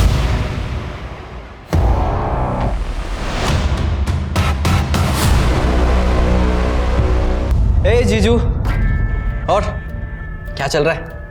टाइम पास चल रहा है। तू बता, कैसा लगा रिसोर्ट? सच कहूं, मजा नहीं आ रहा है, एकदम बोरिंग है। अच्छा, और बोरिंग क्यों लग रहा है तुझे? जीजू, जहां इतनी मनुसियत हो वहां बिजनेस कैसे बढ़ेगा? अभी देखो, ये क्या टांगा हुआ है आपने? ये देखो, ये क्या टांगा हुआ? क्या कर रहा है तू? 1 मिनट, ये अरे बताता हूँ क्या कर रहा हूँ, बताता हूँ क्या कर रहा हूँ। जीजू, आजकल वर्ल्ड में ब्रांडिंग सब कुछ है, जो दिखता है वो बिकता है। आप यहां ना अपनी एक बड़ी सी पिक्चर टांगो किसी सेलिब्रिटी के साथ, एकदम स्टाइलिश। तेरे दिमाग का पुर्जा हिल गया है? क्या करा ये? याद रख, तेरी बहन की वजह से तेरा पागलपन झेल रहा हूं मैं, समझा तू? और मेरी बड़ी वाली फोटो लगा के क्या होगा? क्या होगा? आप एक बार करके तो देखो, फिर देखो बिजनेस कहां से कहां जाता है। बिजनेस जहां जाना है वहां जाएगा। पहले ये फ्रेम्स तू वापस जगह पे लगा। चीचू, मैं ना एक फोटोग्राफर लेके आता हूँ, पिक्चर तो आपकी लगाऊंगा मैं। रेडी रहना। सर, हमने दीपक के ऑफिस के सारे पेपर्स और बाकी के रिकॉर्ड्स भी चेक किए, पर ऐसा कोई भी एविडेंस नहीं मिला जिससे कि साबित हो सके कि वो पर्स स्मगल किए गए। सर, दीपक के कांटेक्ट में किसी सस्पिशियस पर्सन का नाम भी नहीं। उसका ड्राइवर प्रमोद, उसके बारे में कुछ पता चला? हाँ सर, हम उसके गांव गए थे, उसकी डेथ हो चुकी है सर। व्हाट? हाँ सर, एक बीमारी के चलते काफी पहले उसकी डेथ हो चुकी है। वैसे सर, क्राइम स्पॉट के आसपास की सीसीटीवी फुटेज मैंने मंगवाई है, पर ट्रैफिक डिपार्टमेंट की तरफ से थोड़ा टाइम लग रहा है। ठीक है, मैं कमिश्नर के ऑफिस से फोन करवाता हूँ। सर एक अच्छी खबर है। सर, हमें दीपक की कार में से जो बैग्स मिले थे उनमें से 2 के बोनाफाइड सीरियल नंबर से पता चला है कि वो क्रेडिट कार्ड से खरीदे गए थे,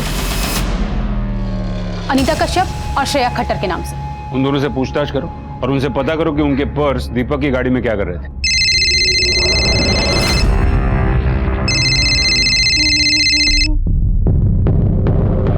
हेलो, अनीता कश्यप जी, मैं नवी मुंबई पुलिस थाने से बात कर रही हूँ। मुझे आपसे एक बैग के सिलसिले में बात करनी थी जो आपने पूना से खरीदा था और अब शायद आपसे खो गया। आई एम सॉरी, मुझे नहीं पता आप किस बारे में बात कर रहे हैं। मेरा कोई पर्स नहीं खोया है। ठीक है, जरूरत पड़ी तो आपको दोबारा कॉल करूंगी। जी।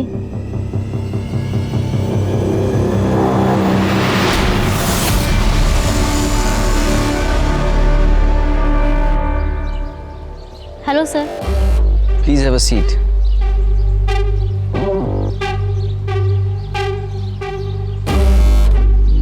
सीवी लाई हो? जी सर। मेरा एक फैमिली बिजनेस है, मैं अपने बिजनेस को रिवाइव करके रीलॉन्च करना चाहता हूँ। आई होप तुम बड़े अकाउंट्स हैंडल कर पाओगे। जी बिल्कुल सर। गुड।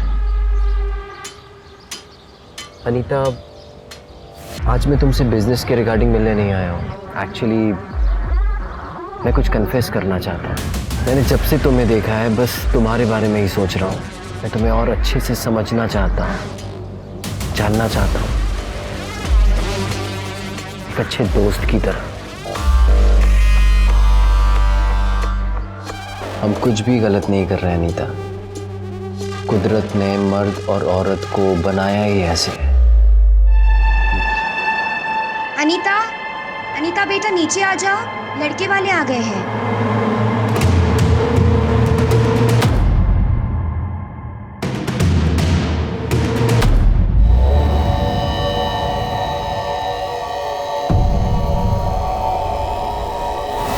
सर, भाई अनीता कश्यप से बात हुई है। उसका कहना है कि उसका कोई पर्स चोरी नहीं हुआ। हाँ, लेकिन खरीदा तो उसी के कार्ड से गया था ना। जी सर, मुझे लगता है कि वो जरूर कुछ छुपा रही है। ठीक है, उसकी सारी डिटेल्स निकालो। और वो दूसरी लड़की श्रेया खट्टर, उसका क्या हुआ?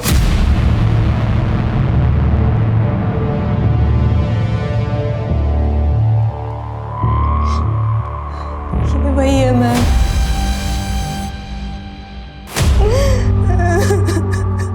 दीपक?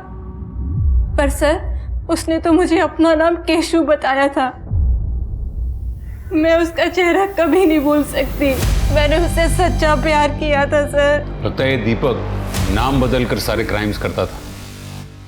कहाँ मिली थी तुम उसे? सर, वाशी मॉल में। मैं वहाँ पर एक सेल्स गर्ल का काम करती थी। सर, मुश्किल से 1 हफ्ते बाद ही उसने मुझे शादी के लिए प्रपोज कर दिया था। हम 1 हफ्ते की छुट्टी के लिए गोवा गए थे। सर, सब कुछ मेरे लिए सपने जैसा था, लेकिन सर सपने तो टूट जाते हैं ना। और ये मुझे गोवा में छोड़कर कहीं गायब हो गया। कितने साल पहले की बात है ये? सर, करीबन 1 साल हो गया।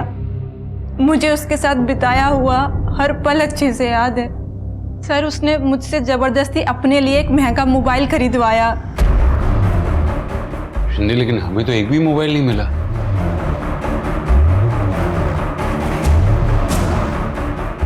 अरे क्या कर रही है आप? अरे वहाँ पे कुछ नहीं है मैडम, आप क्या ढूंढ रही है मुझे बताइए ना। देखिए वहाँ मत जाइए, वहाँ कुछ नहीं है। मैम रुकिए, आप अंदर नहीं जा सकती। मैम ये क्या कर रही है मैम, आप मुझे बताइए ना, आप क्या ढूंढ रही है? मैडम ये आप क्या कर रही है? रुक जाइए, मुझे बताइए तो आप क्या ढूंढ रही है मैडम? सर पूरा ऑफिस तो आपने छान मारा, अब बॉस के कैबिन में सर आप लोग क्या कर रहे हैं? चुपचाप खड़े रहिए आप, अच्छे से चेक करना वहाँ पर। क्या ढूंढ रही है मैडम? अरे रुक जाइए ना मैम। हाँ सर, ये सब फोन उसी के हैं। और हाँ सर, ये फोन मैंने खरीदा था केशु के लिए, अपने केशु के लिए। बकवास करिए सर, सरासर बकवास करिए। ये कह रही है कि मेरे पति ने इसे 1 हफ्ते तक गोवा में यूज किया। अरे उनका मर्डर हुआ और तुम उनके नाम पर कीचड़ उछाल रही हो। झूठ बोल रही है सर, झूठ बोल रही है। और आप इतना दावे के साथ कैसे कह सकते हैं कि ये झूठ बोल रही है? क्योंकि सर मेरे पति किसी भी औरत के साथ कुछ कर ही नहीं सकते थे, वो गए थे। जब किसी की मौत होती है तो चाहे ना चाहे हमारी संवेदना उसके साथ जुड़ जाती है, लेकिन मौत के बाद दीपक का जो चेहरा पुलिस के सामने आ रहा था उससे उलट दीपक के चरित्र पर सवाल उठ रहे थे। क्या सच में दीपक वैसा ही था जैसा पुलिस की जांच में नजर आ रहा था, या इस सब के पीछे कोई गहरी साजिश थी? जीजू कैसे उजड़े हुए चमन भर्ती कर रखे हैं आपने? ऐसे तो आपकी बगिया में कभी बाहर ही नहीं आई। जीजू रिजॉर्ट ना हैपनिंग टाइम स्पेंड करने के लिए, हैपनिंग टाइम, ऐसे कब्र में लटके लोगों को देखने के लिए नहीं। ओ जीजू डोंट वरी, मैं हूं ना। मैं ना इस रिजॉर्ट की काया पलट कर दूंगा। केशु तुझे याद है कि तू भूल गया कि यहाँ पे तेरी बहन पार्टनर है, तू नहीं। मुझे से कुछ फर्क नहीं पड़ता जीजू, मैं एक आर्टिस्ट हूँ और मुझे ना सिर्फ परफेक्शन पसंद है, और मैं इस जगह को परफेक्ट बना के रहूंगा। ये दीपक करमरकर की ट्रैवल हिस्ट्री को चेक करो और पता करो कि वो दोनों औरतें, दीपक की बीवी और वो श्रेया, वो दोनों जो क्लेम कर रही है उसमें कोई सच्चाई है भी या नहीं? जी सर। सर दीपक ने अम्मी को भेजने के लिए मेल लिखी थी लेकिन भेजी नहीं थी। ये दीपक के मेल बॉक्स के ड्राफ्ट से मिली है सर। ये अम्मी मतलब वही है ना जो पर्स के बिजनेस के फाइनेंस के सिलसिले में दीपक से मिली थी? जी सर। मैं तुम्हारे बिजनेस आइडिया को सपोर्ट कर सकता हूं, लेकिन मेरी एक कंडीशन है। सर मेरे फादर इन लॉ कल शाम से मिसिंग है। मैंने काफी बार उन्हें फोन ट्राई किया लेकिन वो फोन ही नहीं उठा रहे। आपका किसी और शहर में या गांव में घर है, उसका कोई एड्रेस हो तो दीजिए। सर इस बारे में मुझे कुछ नहीं पता, मैं सिर्फ 10 दिनों से उन्हें जानती हूँ। 10 दिन पहले ही हमारे घर रहने आए थे। तुम शिवानी हो ना? हाँ लेकिन आप? मैं दीपक का पिता। लेकिन पापा। हाँ खुश रहो, खुश रहो। इतने साल बाद आखिर आपने हमें माफ कर ही दिया। थैंक यू सो मच पापा। अरे तुम देख क्या रही हो, पैर छुओ। अरे रोहन बेटा जल्दी आओ, जल्दी जल्दी। कम कम कम कम। ये देखो दादू आए, नमस्ते करो। नमस्ते। नमस्ते नमस्ते बेटा, नमस्ते। इसका मतलब है आपकी और दीपक की शादी दीपक के पेरेंट्स की मर्जी के खिलाफ हुई थी? जी सर, मैं दीपक से उम्र में बड़ी थी, ज्यादा पढ़ी लिखी नहीं थी, इसीलिए शायद वो मुझे पसंद ही नहीं करते थे।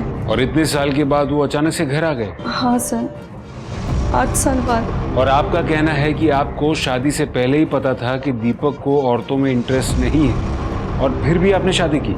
जो इंसान किताब की तरह आपके सामने अपनी जिंदगी के पन्ने खोल के रख दे, उस पर तो भरोसा करना ही पड़ता है ना सर। उन्होंने मुझे पहले ही बता दिया था कि वो मुझे पत्नी के सब अधिकार देंगे सिवाय एक अधिकार को छोड़कर, और हम बच्चा भी IVF के थ्रू करेंगे। मुझे एक बात बताइए, दीपक की मौत में और आपके ससुर के मिसिंग होने में आपको कोई कनेक्शन लग रहा है? मुझे कुछ नहीं पता सर। लेकिन हमने पता किया, श्रेया झूठ नहीं बोल रही थी। श्रेया ने केशु के बॉडी पर एक बर्थ मार्क के बारे में बताया था, जो वाकई में दीपक की बॉडी पर था। इनफैक्ट श्रेया के पहले रेशमा ने भी दीपक के बारे में कंप्लेंट दर्ज की थी, और अब रेशमा भी मिसिंग। जब आपको लगता है कि दीपक इतने सालों तक मुझसे झूठ बोल रहा था, वो धोखेबाज है, वो एक पर्वर्ट है, और समाज में अपना परिवार दिखाने के लिए मुझसे उसने शादी की, तो ये भी बता दीजिए ना कि उसके पिता कहाँ है।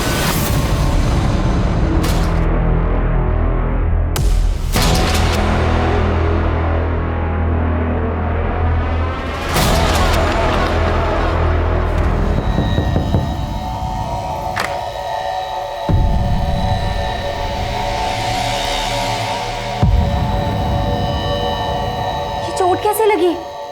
किसने किया ये सब? अपने पति से पूछ।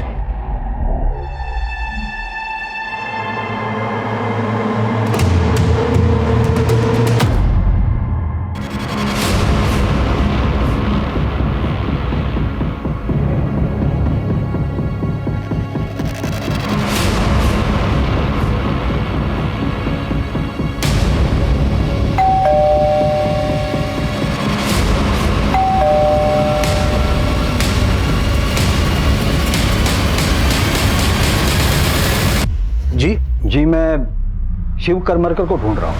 हाँ बोलिए। मैं ही हूँ शिव करमरकर। क्या दीपक करमरकर के पिता आप हैं? जी हाँ, दीपक का पिता मैं ही हूँ। दीपक क्यों आते हो यहाँ पर? मेरी साफ सुथरी बातें तुम्हें समझ नहीं आती? इस दुनिया में साफ सुथरी बात कोई होती ही नहीं है। ऐसे कैसे हो सकता है? दीपक ने तो खुद बताया था कि वो उसके पिता है। हमने सब पता कर लिया। दीपक का असली पिता वो नहीं कोई और है, और उसने हमें बताया कि आपने पैसों के चक्कर में दीपक से शादी की। झूठ बात, बकवास कर रहा है वो। यही तो समझ में नहीं आ रहा कि बकवास आखिर कर कौन रहा है, और गेम किसने खेला है? आपने, दीपक के नकली पिता ने, या फिर दीपक अपने ही किसी गेम का शिकार बन गया? और इन सब सवालों के जवाब देने के लिए आपको हमारा मेहमान बनना होगा। मैडम मैंने कुछ नहीं किया, छोड़ दीजिए मुझे। सर, दीपक के घर से जो हमें फोन्स मिले थे उन सभी को हमने डिकोड किया, और उनमें से एक फोन में सर हमें ये इमेजेस मिली।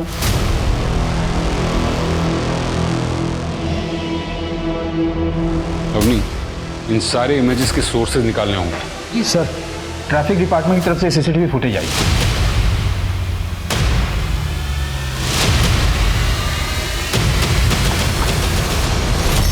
अरे लेकिन अंदर आने की क्या जरूरत है? बात करो ना बाहर से। उतरो, गाड़ी से उतरो। देखो, क्या चाहिए तुम्हें? गाड़ी चला।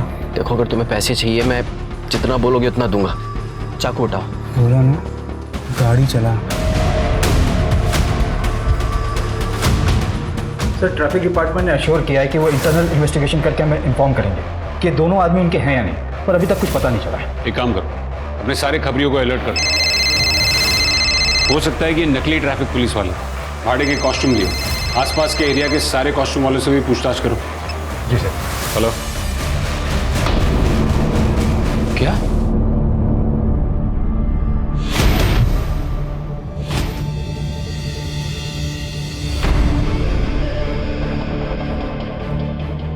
आपने कब देखा इसको? सर करीब 2 घंटे पहले जब मैं यहाँ आई तब वो ऐसे ही थी। इसे हॉस्पिटल ले जाना होगा शांति, एम्बुलेंस बुलाओ। जी सर। सब मेरी ही गलती है। आपकी गलती? मैं कुछ समझा नहीं। सर, एक और लड़की 3 दिन पहले गायब हुई थी। एक लड़की 3 दिन से गायब थी और आपने पुलिस में कंप्लेंट भी नहीं की? सर मैं सच कह रही हूँ, मैं बहुत डर गई थी। मैं नहीं चाह रही थी कि मेरे इस पीजी की बदनामी हो। सर, एम्बुलेंस आ रही है।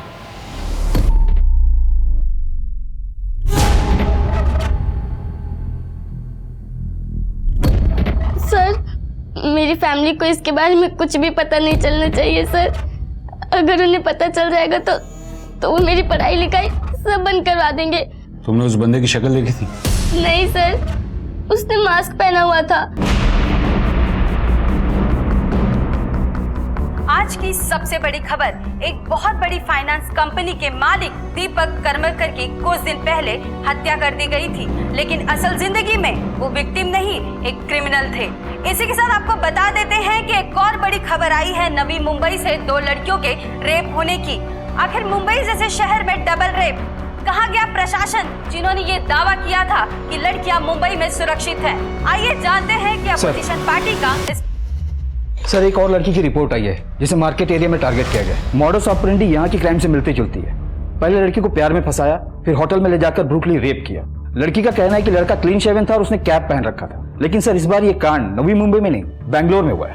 बैंगलोर में? हाँ सर, हो सकता है कोई कॉपी कैट हो। वहां की कोई सीसीटीवी फुटेज मिली? हाँ सर, मिली है, पर क्लियर नहीं है।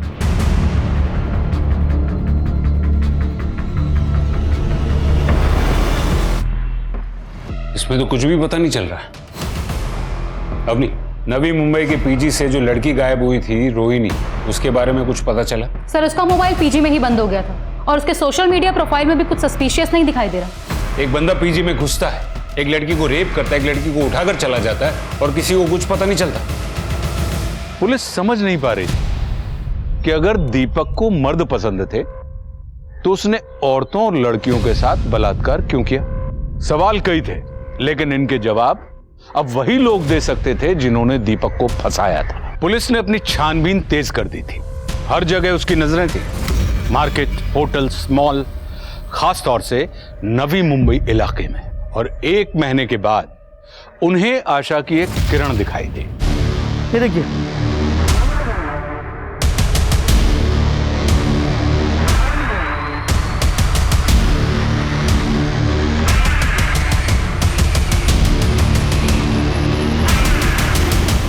इट्स कंफर्म सर, उस सुनसान जगह पे जो लाश मिली है वो रेशमा करवे की है। उसके मोबाइल के जीपीएस की हिस्ट्री ट्रेस करो और देखो कि वो जहां जहां गई है वहां कौन कौन से नंबर्स एक्टिव हैं और देखो कि उनमें से कोई कॉमन नंबर्स मिलते हैं क्या। Okay sir. और एक बात है सर, दीपक की मौत के 1 दिन पहले ट्रैफिक पुलिस की फुल कॉस्ट्यूम रेंट पर ली गई थी। हम ट्रेस कर रहे हैं सर, और दीपक के नकली बाप को ढूंढने के लिए खबरियों को भी काम पर लगा दिया है।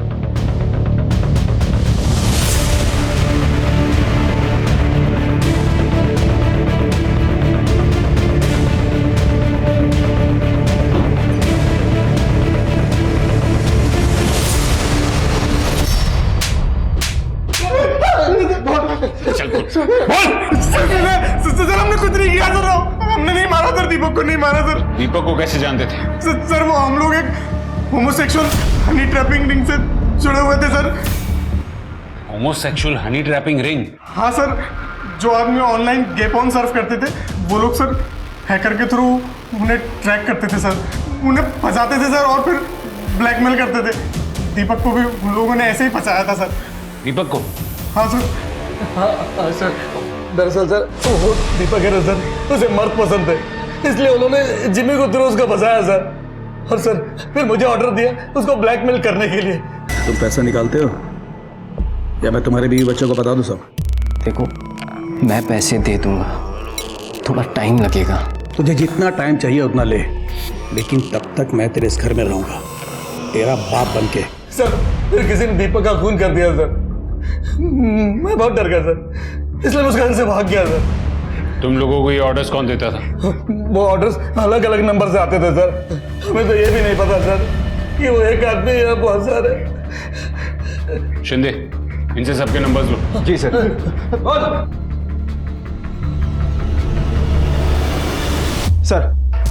सर जिम्मी और उसके साथी ने हमें 18 नंबर्स दिए हैं, इसमें से बहुत से नंबर इंटरनेशनल्स हैं जो कि वीपीएन्स के थ्रू कनेक्ट होते हैं। कुछ नंबर बंद हैं, लेकिन कुछ नंबर सर उस एरिया में भी एक्टिव थे जहां से हमें रेशमा की बॉडी मिली। शिंदे, ये 2 नंबर्स देखो, ये दोनों नंबर्स दीपक और रेशमा दोनों के केस को कनेक्ट कर रहे हो ऐसा मुझे लग रहा है। हो सकता है कि इन्हीं 2 नंबर्स से दीपक को ब्लैकमेलिंग के कॉल्स आते होंगे और यही 2 नंबर्स जहां से रेशमा की बॉडी मिली वहां पर एक्टिव है। सर एक बात समझ में नहीं आ रही है, ये ब्लैकमेलर्स आदमी को शिकार बनाकर उनसे लाखों रुपए ऐंठते थे, तो सर सिर्फ 15,000 रुपयों के लिए एक प्रेग्नेंट औरत को किडनैप करके क्यों मारेंगे? सर हो सकता है कि इस केस से और भी रेप और किडनैपिंग के मामले जुड़े हों और ये दीपक उसी ग्रुप का कोई हिस्सा हो। शिंदे, जितने नंबर्स बंद आ रहे उसके बारे में भी जितना पता कर सको वो करो। और वो अनीता जिसने क्रेडिट कार्ड चोरी होने की 1 महीने बाद कंप्लेन की, उसे तो घुमा फिरा कर पूछो। मुझे डाउट है कि वो कुछ ना कुछ जरूर छुपा रही है। और वो श्रेया जिसने अपनी पहली कंप्लेन में ये कहा था कि दीपक ने नाम बदल कर उसे फंसाया था, इन दोनों से बराबर पूछताछ करो, जरूर कुछ ना कुछ मिलेगा।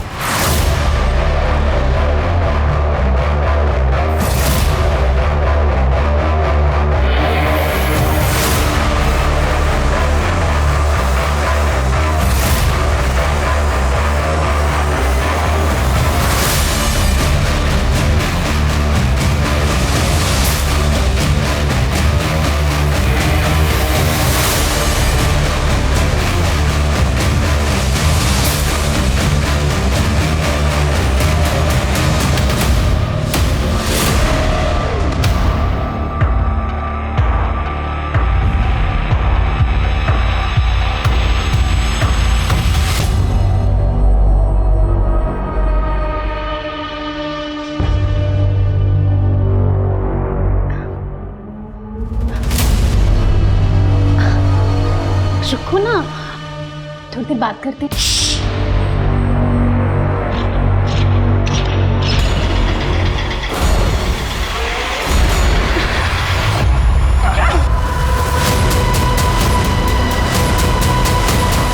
सर, मैं अपनी बात से कभी नहीं मुकरी। मैं आज भी आपसे ये बात कहती हूँ कि उसने मुझे धोखा दिया है और मैंने उससे सच्चा प्यार किया था। करती हूँ और करती रहूँगी। मैं उसके लिए कुछ भी कर सकती हूँ और इसी सच्चे प्यार के लिए जो उसने मुझसे कहा मैंने वो सब किया सर।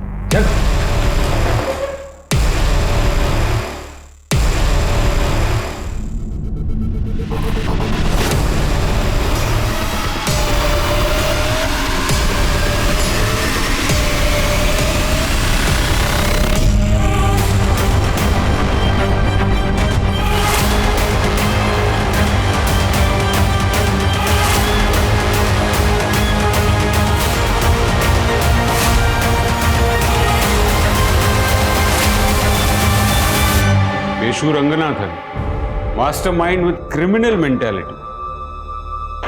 तुम्हें देखकर मुझे अफसोस होता है। एक जीनियस स्टूडेंट रह चुका है, MBA किया है और कॉलेज से हैकिंग शुरू कर दी, और अपनी सबसे बड़ी गेम खेली तूने अपने हमशक्ल दीपक करमरकर को मारकर। क्यों किया ये सब? तो मैंने मजाक मजाक में हैकिंग के थ्रू ये गे लोगों को ट्रेस करना शुरू कर दिया जो कभी भी अपनी आइडेंटिटी रिवील नहीं करते। लेकिन बाद में समझ में आया कि इससे तो मैं काफी पैसा कमा सकता हूँ। दीपक को भी मैंने ऐसे ही अपना शिकार बनाया था और शिकार बनाकर मार दिया। आर्टिस्ट हूँ मैं सर, आर्टिस्ट। किसी को भी अपने काबू में कर सकता हूँ। और ये जो लड़की लोग होती है ना सर, ये ना बहुत बेवकूफ टाइप की होती है। Don't mind madam, but that's the truth. इनसे आप थोड़ा सा बाबू शूना हनी बोल दो, मक्खी की तरह चिपक जाती है। पर क्या करें सर, बॉडी को जो चाहिए तो चाहिए। तो पहले थोड़ा सा मुंह लगा लो और फिर जब चिपकने लगे ना तो दूसरे शिकार की तरफ शिफ्ट हो जाओ। बस सिंपल है।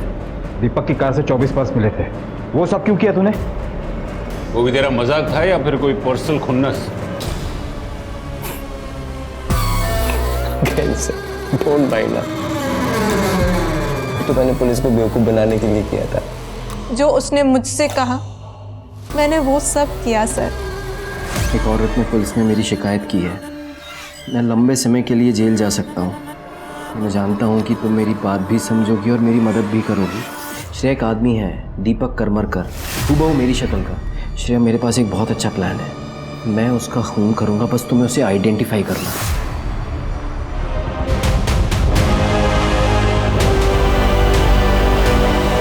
सर, आप लोग ना मुझे कभी पकड़ नहीं पाते। वो तो मुझे उस सर फिरी लड़की रेशमा ने फंसा दिया। या तो हमारे पैसे अभी के अभी हमें वापस कर दो, या हम तुम्हारी कार का नंबर पुलिस को देके आ रहे हैं। और तुम्हारा ये हुलिया तो हम पहले ही पुलिस को बता चुके। तुमको पैसे चाहिए ना? मैं अभी तुम्हारे पैसे ला कर दूं। रुको, 2 मिनट लगेंगे। तो अब तक कितनी औरतों को बेवकूफ बनाकर उनका रेप कर चुका है? 1 मिनट सर।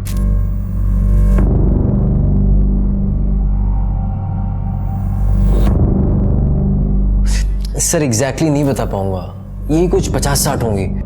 मानना पड़ेगा, प्लान एकदम परफेक्ट था तेरा। तूने बड़ी आसानी से पुलिस के सामने यह साबित कर दिया कि सारे क्राइम्स दीपक करमरकर ने ही किए थे। लेकिन तू तो पुलिस रिकॉर्ड से काफी दूर था। तो बैंगलोर वाला कांड? सर, आप कभी बैंगलोर गए? सर, बहुत ही सुंदर जगह है। तो बस मार्केट में एक लड़की को देखा और उसके पीछे पीछे चला गया बस।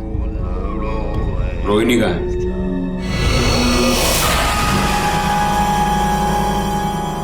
क्या हुआ? वो पीजी का double rape case, Sonia, Rohini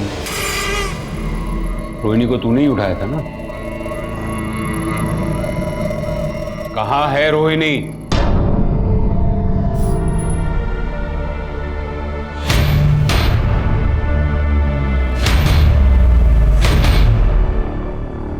दीपक करमरकर केस में एक नया मोड़ आया है। असल जिंदगी में दीपक क्रिमिनल नहीं बल्कि विक्टिम थे और उन पर सारे लगाए गए इल्जाम बेबुनियाद थे। जितने भी क्राइम हुए थे वो दीपक ने नहीं बल्कि उसके हमशक्ल केशु ने किए थे। शिवानी जी, हमें माफ कर दीजिए। मैं जानता हूं कि हमारी वजह से आपके परिवार की काफी बदनामी हुई है, लेकिन कई बार झूठ की परतें खरोचते वक्त हम पुलिस वालों से भी गलती हो जाती है। We are very sorry.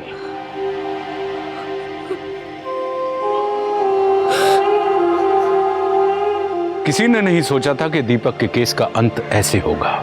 दीपक काल का शिकार सिर्फ इसलिए बना क्योंकि उसका चेहरा केशु से मिलता था। यह बात डरने के लिए काफी है कि कोई अपनी जिंदगी के सुख दुख का लेखा जोखा संभाल रहा है और उसे सिर्फ इसलिए मार दिया जाता है कि उसकी पहचान किसी और के काम आ सकती है। केशु जैसे अपराधी को इस समाज में रहने का हक नहीं है, लेकिन ये सच है कि उसके जैसे ना जाने कितने अपराधी हमारे समाज में हमारे बीच रहते हैं, मासूमों को अपना शिकार बनाते हैं और किसी को कुछ पता नहीं चलता। हमारी और हमारे अपनों की खुशनुमा सुरक्षित जिंदगी की जिम्मेदारी हमारी है, लेकिन इसके लिए हर वक्त हमें सचेत और सतर्क रहना चाहिए। अब मैं आशुतोष राणा विदा लेता हूं आपसे। हम फिर मिलेंगे एक ऐसी ही कहानी के साथ जो आपको रखेगी सतर्क और जिंदगी को सुरक्षित। तब तक अपना और अपने परिवार का ख्याल रखिए और देखते रहिए क्राइम पेट्रोल सतर्क। जय हिंद। क्राइम पेट्रोल के और भी दिलचस्प कहानी देखने के लिए हमारे चैनल को सब्सक्राइब करें और बेल आइकॉन दबाना न भूलें।